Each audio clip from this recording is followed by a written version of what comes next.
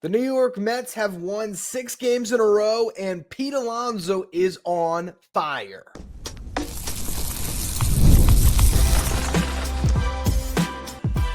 You are Locked On Mets, your daily New York Mets podcast. Part of the Locked On Podcast Network, your team every day.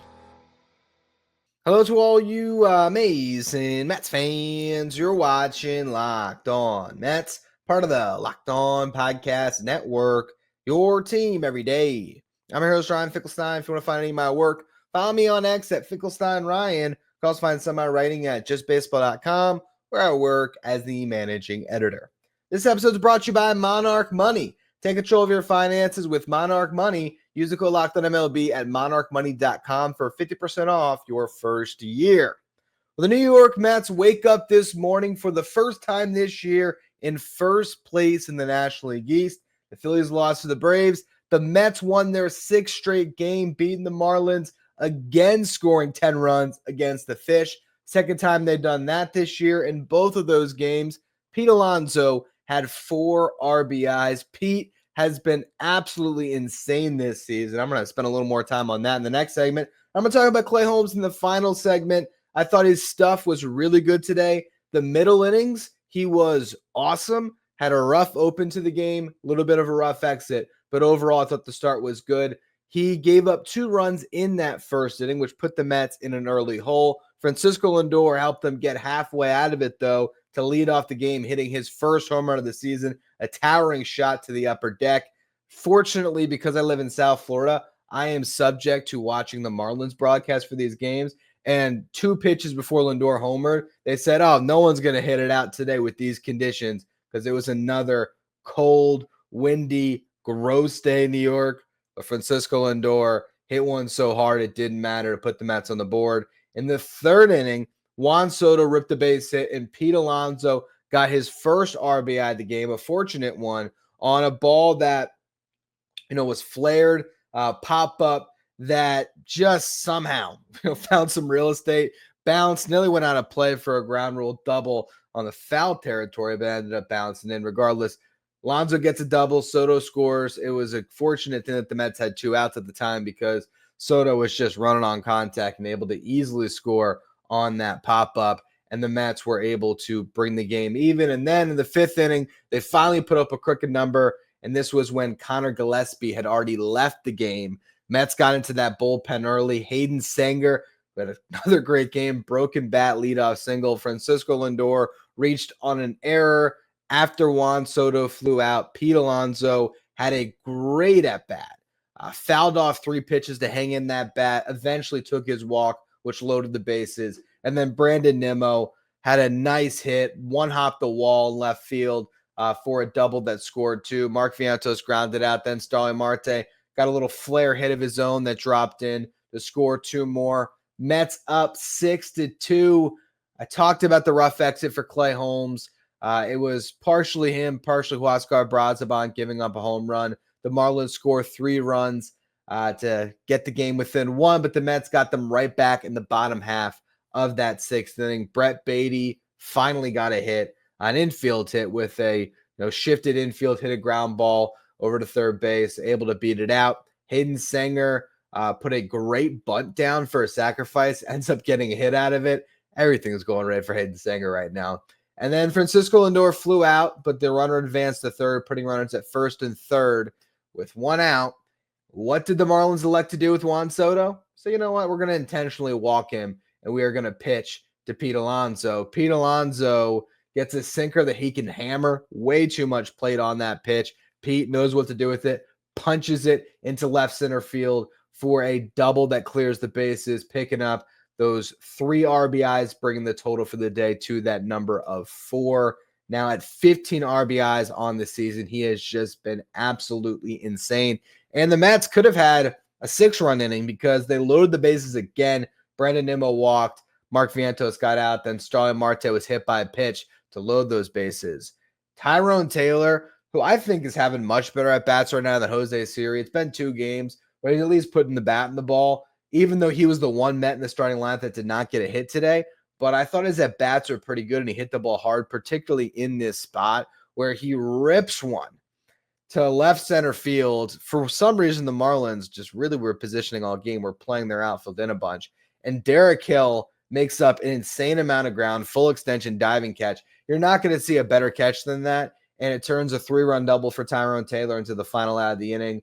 Mets tack on their 10th run in the 7th inning as Luis Angel Acuna got leadoff single, stole second, advanced to third thanks to a ground ball to the first baseman by Hayden Sanger. Again, this guy's played remarkably well for someone that, if you asked me 6 weeks ago, would Hayden Sanger ever play in the big leagues, I would not have given you a clear yes, because who knew if he would have that opportunity? Who knew he really was third on the depth chart to make this team when Francisco Alvarez went down, which, by the way, got to talk about Alvarez in the final segment as well today because we got a good little bit of an injury update on him. But Sanger's ground ball advances Acuna to third. Francisco Lindor catches in the run with a sac fly, and the Mets are able to get to double digits again for the second time this season.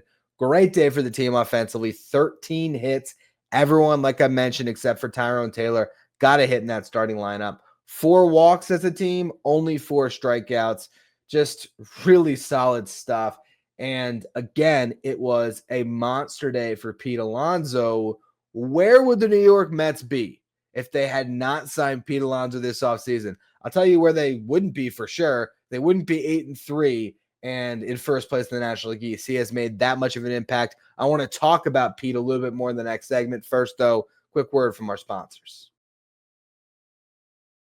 Today's episode is brought to you by Wonderful Pistachios. If you're looking for a snack that's both delicious and nutritious, crack into a good source of protein with Wonderful Pistachios. I finally got my Wonderful Pistachios. They are just an arm's reach away now. Had some right before the show because I was hungry. Wonderful Pistachios. It's one of the highest protein nuts. Each 1 ounce serving has 6 grams of protein, giving you 10% of your daily value. Plus, they're packed with fiber and better for you unsaturated fats to help you feel fuller, longer. Personally, I love the no-shell variety of Wonderful Pistachios, particularly the honey roasted flavor and the smoky barbecue. They might be in a tie. I might like smoky barbecue a little bit more. It's the perfect grab-and-go snack to take on the road with you if you're on a road trip. I bring them on the golf course, throw in my golf bag. It is a quick protein boost, always my go-to snack. Wonderful Pistachios is a complete protein, providing all 9 essential amino acids. Get snacking and cracking with the snack that packs a protein punch. Visit wonderfulpistachios.com to learn more. If you're watching on YouTube today, do me a favor and hit that subscribe button. Help us get to our next goal of 13,000 subscribers.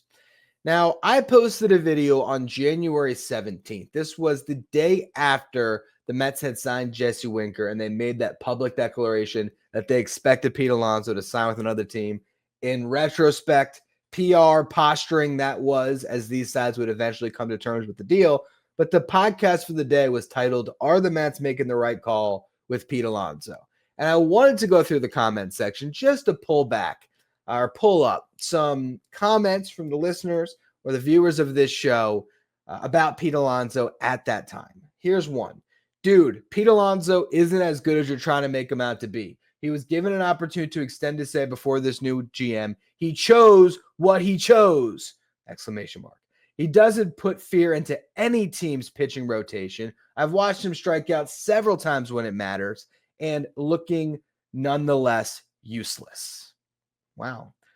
Here's another one. This isn't remotely, quote, awful. I want my GM to put the best possible team in the field. That means not, in all caps, bringing back a bloated, bad defensive first baseman turning 30, particularly when there are 3 young guys, all of whom have a shot at playing a good third base, providing as much value as Alonso for 1/30th of the salary he wants. Blood, sweat, tears. It's baseball, son. It's not the docs. Simmer down. Alonso has no right to be livid. This is all one comment, by the way. Now you're sounding like a plain fool who fails to grasp that the Mets, in all caps, do not want Alonso back. He blocks moving Vientos to first base, which blocks third base to Acuna, Mauricio, and Beatty, while costing them somewhere between $23 and $30 million a year. You're not thinking, you're just carrying on. Now, I will say, these comments were probably about a third of the comments on this video because the other 2/3 were positives. I agree. Bring Pete back. Bring Pete back. I do think a large majority of the fan base wanted Pete Alonso back, but there was a loud minority of the fan base that got fed up with the negotiations, that never thought Pete was good enough, that wanted Vladimir Guerrero Jr. and wanted no part of Pete Alonso, or this guy who didn't want to block Beatty, Acuna, and Mauricio. Mauricio, who hasn't played a game yet this year, and Acuna and Beatty, who haven't looked like they could handle big league pitching, so that you could move Vientos to first base. And Vientos hasn't hit this year. Meanwhile, Pete Alonso has been unbelievable, and on both sides of the ball. He's played a good defensive first base this year, too. Diving plays, made the right throw a couple times, caught a pop-up in the stands. He has been absolutely unbelievable. I got one more negative comment here that I just thought was funny. Mets are a much better team without Mr. Potato Head. His negatives far outweigh the positive. This is addition by subtraction. Well, so far this year, and it's a small sample size, but Pete Alonso's hitting .333. He's gotten on base with a .447 clip, .692 slugging percentage, and OPS over 1,100. Leads the team with 3 home runs, leads the team with 5 doubles, leads the team with 15 RBIs, and he's second in a lot of the categories that he's not leading. He's second to Juan Soto in runs scored. Both Pete and Lindor have 7. Soto has 10. He's second in walks. Soto has 9. Pete has 7. His on-base percentage is behind only Starling Marte, who's had about a third of the amount of at-bats as Pete's had. Marte has a .450 on base. He's also been hit by 4 pitches, which is remarkable because I think he's only come up to the plate like just over 20 times. So, he's getting hit about 20% of the time. That's insane. Pete has a .447 on-base percentage, as I mentioned. Just unbelievable production for Pete Alonso. And you look at the games that he's had. Remember, I talked about the first 10-run game the Mets had against the Marlins. That was because Pete Alonso hit a grand slam to break that game open. Then there was the game right after that. 2 games after that I went to in Miami. Third game of that series, Pete Alonso has an RBI double in the first. That's the only run the Mets score until the 8th inning, when Pete Alonso hits the game-tying 3-run homer. Mets won it at extras, and Pete scored the game-winning run, and the Mets have not lost since. That incredible come from behind has led to this 6-game winning streak that has the Mets 8-3 on the season. He homered in the very next game against Toronto. Those were the only 2 runs the Mets scored through the first 6 innings of that game. So they really carried that lead for a while until they scored the 3 more runs and eventually won that game 5-0. Pete Alonso, 2 games later, drove in one of only 2 runs the Mets scored to complete that sweep against the Blue Jays. And then now he has another 4 RBI game. The Mets would not be 8-3 without Pete Alonso this year. And it's amazing how we have seen things unfold where the plan, if they didn't sign Pete, was going to be to stay internal. I mean, imagine if they didn't sign Pete and you had Brett Beatty playing every day at third base, Luis Angel Acuna playing every day at second base, Vientos every day at first, and then you had Donovan Walton on the bench as your backup utility infielder. I mean, this team would have been significantly worse without Pete Alonso. It's such a good thing that they signed him. And you look at what he's doing compared to the best hitters in baseball, only Aaron Judge and Kyle Tucker have driven in more runs than Pete Alonso. Aaron Judge has 18, Kyle Tucker has 16, Alonso again has 15, and Kyle Tucker has played 3 additional games to Pete Alonso. He's got 14 games played because the Cubs obviously went out and played in that Tokyo series. I don't think Tucker had a good series out there.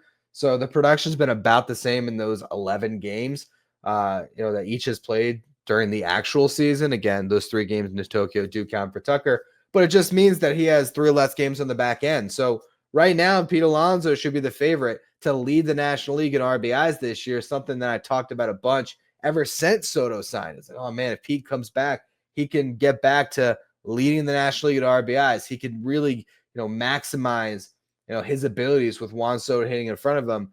When, all this went down, I talked about Pete and compared him to Aaron Judge because both of these guys had set career highs in RBIs in 2022 with an identical mark of 131. That number was topped by Aaron Judge last year when he had Juan Soto hitting in front of him. All of a sudden, he drove in 144. Granted, I don't think Pete's going to hit 322 or have 58 homers like Judge did last year, but could he take advantage in RBI situations and rack up more RBIs than his career high of 131? I absolutely think he can. He could get to 140 for all we know this year. It would not surprise me. And the crazy thing about Pete Alonso is just how good his approach has been. I mean, this is a guy that throughout his career struck out about 22.7% of the time. And last year, I think it was close to 26%. Now, the strikeouts were way high last season.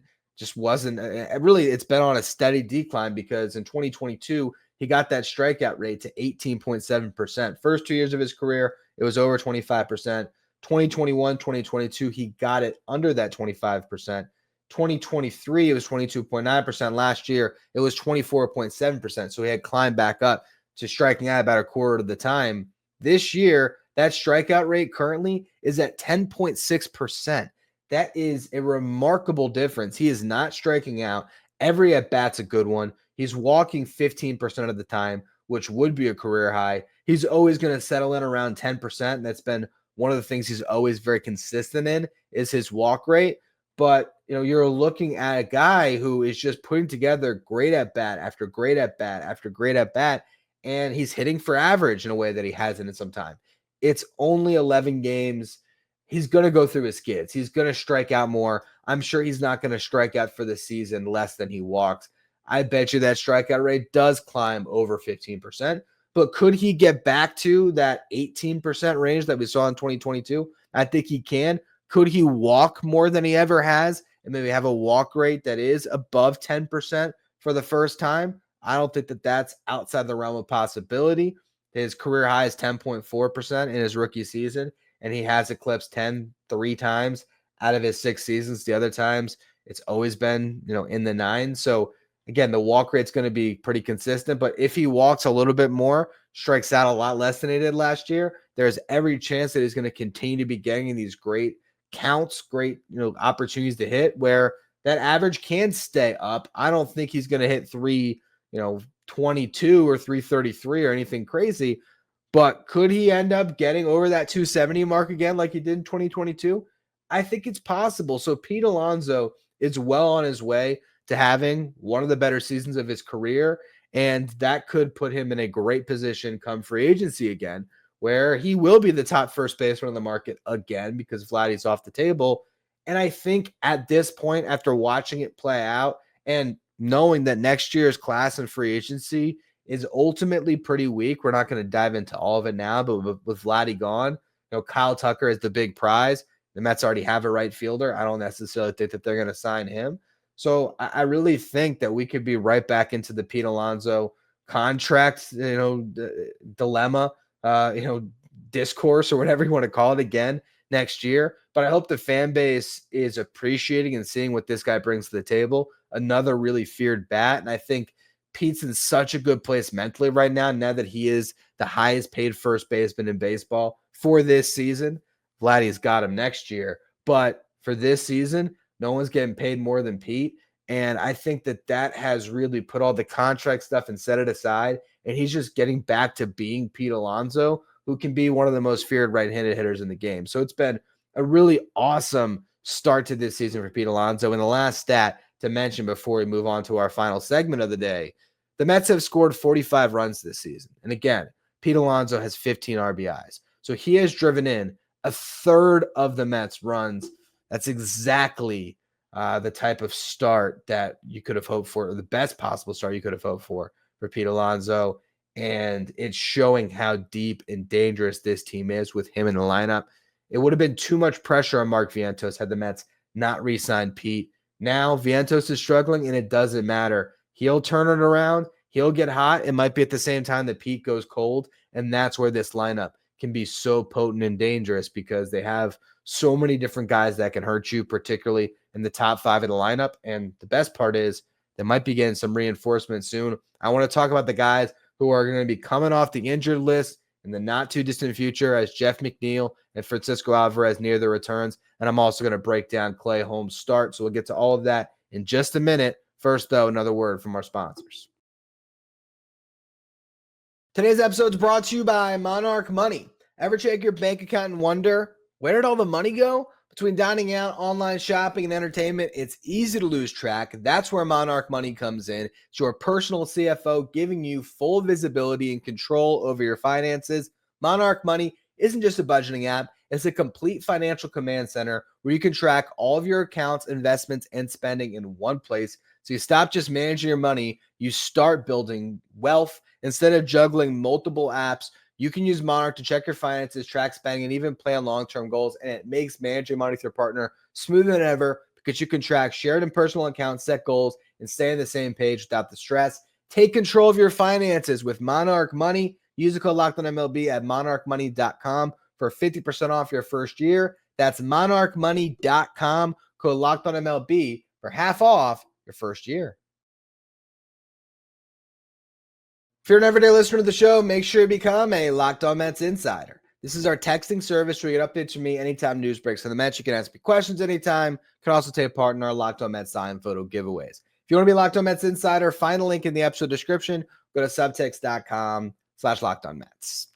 All right, so first and foremost, I want to give you your injury updates. Both Jeff McNeil and Francisco Alvarez are heading to Port St. Lucie to begin their return to the field. For McNeil, they're going to starting with live at bats. They said it's more of an extended spring training. That's what Carlos Mendoza was talking about. Basically, they got to be careful with that oblique. They don't want to aggravate it. So they're going to take their time bringing him back. But the hope and expectation is live ABs go well. And at some point over the weekend, he might start to get into some games in St. Lucie. Meanwhile, Francisco Alvarez is going to immediately start playing games. Sounds like he might be in the lineup on Wednesday. So that is a great sign for Alvarez. For him, it's still going to take some time to build up to be a starting catcher in the big leagues. He's probably going to open up with 5 innings. Then eventually you ramp that up a little bit, get to catching a whole game, get to catching back-to-back games, getting at bats along the way. And once he's kind of good to go from all that, then he can rejoin the big league club. And we'll see what happens there. Luis Torrens still dealing with that forearm. I would not be surprised at all if they give Hayden Singer one more game, only because you then have the off day on Thursday. So you really give Torrens a lot of time to hopefully heal up. And then we'll see if he can get back in there, because the Mets still have yet to put another catcher on this roster, which tells you that Torrens is not that bad where he can still play in a pinch. But we also learned that Tyrone Taylor's the emergency catcher. So it does say a little bit of something about the Torrens situation. Bottom line, Alvarez coming back makes your team better, but the Mets have not been really struggling with their catcher spot because Torrens and Sanger have been great. Sanger cuts down another runner today. This is a stat I had for the Clay Holmes section that we're going to get to in a minute here, but I figure it's worth noting now. So far this year with Torrens and Sanger, the Mets have caught 5 of 8 would-be base stealers, which is an unbelievable percentage. I mean, if you're even cutting down a third of potential base stealers, you're doing something right. To be getting over half, that's remarkable. So those guys have held down the fort, but we know Alvarez is more ignitable than any catcher the Mets have. He's also a leader on this team, so I can't say that the Mets are going to be worse when he comes back. They should be a lot better. And for McNeil, once he gets into games, it is good to go, and that oblique is checking out fine and is having no issues. He should be able to ramp up pretty quickly. As far as a date to target for a return, the Mets are going to go to Sacramento after this series against the Marlins. Then they go to Minnesota. They return home to face the Cardinals. And then the Phillies come to town a week from Monday. So I'd look at that Phillies series and think maybe they get both those guys back by then. We'll have a better understanding once we see what they're doing on their rehab assignment, how many innings they're playing, how many at-bats they're getting. But if you remember when Alvarez first went down, the earliest timeline for return in 6 weeks was April 21st, which I told you then is my wife's birthday. I said a birthday present to me, or whatever. A great outcome for me on her birthday would be Alvarez returning on that day. Trust me, I'm going to get her some good stuff. She's not going to be too concerned about Francisco Alvarez. But the bottom line is, I think he's on target to actually hit that date and to come back as early as possible because he's already getting in games, and that's about a 2-week ramp up, a little bit less than that. I don't think that that's a completely unrealistic outcome here. So we'll see if those guys get back for that Philly series, or that series at home against Philly, I should say. Let's talk about the pitching, though, on Tuesday, because I've yet to even mention Clay Holmes' start much. Again, ran into some trouble early, ran into some trouble late. In the middle, he was sensational. First inning, lost the strike zone. He gave up a leadoff hit, then got a couple outs, but walked 2 batters to load the bases. And those walks always lead to trouble. Gives up a cue shot hit. The Mets kind of got him back because that was a little bit of a cheap hit that scored 2 in the first. And then Pete Alonso had sort of a cheap hit that got 1 back and tied the game a little bit later on. Second inning, Holmes picked up 2 strikeouts, with the second one erasing a base hit that he allowed, as he had a strike him out, throw him out double play. That's where I was going to mention that stat about the base stealers. But again, Hayden Singer doing his job there. Third inning, Holmes gives up another single but picks up 2 more strikeouts. Fourth inning, struck out the side. Fifth inning, picked up another 2 strikeouts, had another 1-2-3 inning. After a 24-pitch first inning where he really struggled, Clay Holmes went through the next 4 innings in only 53 pitches, had 77 pitches through 5, got through 5 innings for the first time, went back out for the 6th, got a fly out, but then walked a batter, gave up a double before getting pulled. Brazoban comes on, gets a ground out that scores 1 of the inherited runs, then gives up a 2-run homer that allowed the other one to score. So the final line for Holmes is 5 1/3, 5 hits allowed, only 1 of them for extra bases. That was the double he gave up that ended his day. 4 earned runs, 3 walks, 10 strikeouts. And it was pretty remarkable to see him operate because the velocity was down a little bit, which is understandable considering how cold it was. But he was really leaning on that four-seam fastball in a way we haven't seen him, go to it in the past, because this is a guy, remember, he was sinker, sweeper, slider as a reliever. Now it was a 6-pitch mix today, and he used all of those pitches a fair amount. 19 four-seam fastballs, 16 sweepers, 15 sliders, 15 sinkers, 14 changeups, 8 cutters. I don't think he was getting the movement he expects when he throws that sinker typically. And so maybe that's why he went more to the four-seam, and he was getting swing and miss on pretty much everything. The only pitches he did not get swing and miss was the sinker and the cutter, and that's kind of by design. Those are more pitches that you throw to try to get early outs and counts, to try to pitch to contact a little bit. But between the sweeper, slider, changeup, and four-seam fastball, he got a whiff rate of 45% on those pitches. He was getting whiffs on all of them. So it just shows you that the stuff really is there for Clay Holmes. 10 strikeouts is an impressive performance. And yes, he gives up 4 runs, but overall, he definitely pitched pretty well here. And you're just seeing all the flashes of what this guy can be. Once he really gets in a good rhythm, I think he's going to put it all together and be a very nice starting pitcher for the Mets. I'm still a little bit concerned about what it looks like once you get past the All-Star break. Like, how is he holding up when he's had multiple months of taking on a starter's workload? But I think in this early going of the season, he's going to keep getting better. I'm excited to see him pitch against a better lineup next time potentially and just see how he fares. I imagine his next start probably will come in that Twin series. So we'll see how he does there. But overall, really nice outing for Clay Holmes. Even if the line looks a little bit worse than I think he actually pitched. As far as the bullpen, Brazoban, really the only one that faltered, giving up that home run. But he got it out in the 7th. A.J. Minter got the final 2 outs of the 7th, got another strikeout. Looking like his old self. That's been a really nice development throughout this series. Danny Young, another solid outing for him. 1-2-3 inning. So good out of Danny Young to start to string together some good outings. Reed Garrett looked great in the 9th. Perfect inning. So the pitching wasn't as good as it has been. And yet they got the victory, and they allowed 5 runs or less. For the 11th straight time, they have yet to give up more than 5 runs in a game. Just shows you how good the pitching has been collectively. Game 3 of this series, the Mets looking for their 2nd consecutive sweep and their 7th straight victory. Tyler McGill did not see the Marlins yet. He'll be on the mound. He's got a 0.87 ERA through 2 starts. He's looked really good. I'm excited to see what he does against this Marlins lineup that is not as great. Meanwhile, Max Meyer is going to go for the Marlins. He's made 2 starts this year. Both of them pretty good. Went 5 2/3, allowed 1 run against the Pirates off 5 hits, walked 1, struck out 7. Then going up against the Braves, 6 innings, allowed 3 runs on 8 hits, 2 walks, 8 strikeouts. So he's going to get some strikeouts. He's got a great slider, a good changeup, but a pretty hittable fastball. So if the Mets can get themselves into some counts where they can see that fastball, or if they see it early and ambush it, they will have the ability to drive the baseball a little bit. But this is a very good young starting pitcher that can have himself a great day. So we'll see how the Mets fare against Max Meyer. We'll see how Tyler McGill does in his third start of the season. When it comes to the bullpen behind McGill, you should have a fully rested Max Kranick. So I imagine he is potentially the first one out of the pen, giving you multiple innings of relief to bridge that gap to a rested Edwin Diaz. Ryan Stanek should be good to go. I imagine Reed Garrett would be good.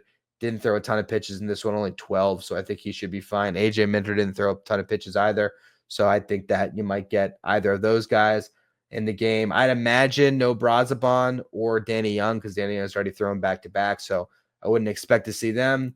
Jose Buda, I wouldn't expect to see for multiple innings, but maybe he's good to go for one. Bottom line, the Mets bullpen, plenty rested. Got a good starting pitcher on the mound. Great opportunity to end this homestand with a perfect record and hit the road to go to Sacramento to face the A's. On tomorrow's show, I'll recap the final game of this series, and we'll see what else we're going to talk about. Not going to preview the series, so maybe we'll do a little more minor league discussion. We'll see what tomorrow brings, but I appreciate all of you who continue to tune into the show. If you are listening on the audio side, follow, rate, and review wherever you get your podcast. If you're watching on YouTube, make sure you hit that subscribe button. Help us get closer to our next goal of 13,000 subscribers. If you want to be a Locked On Mets insider, find the link in the episode description. Go to subtext.com/Locked On Mets. Thank you for making Locked On Mets your first listen or your first watch every day. Now for your second watch, check out the all new Locked On MLB Game Night. Every game, every night, all season long. Get local analysis on a national scale. Find MLB Game Night on Locked On MLB on YouTube or wherever you listen to podcasts.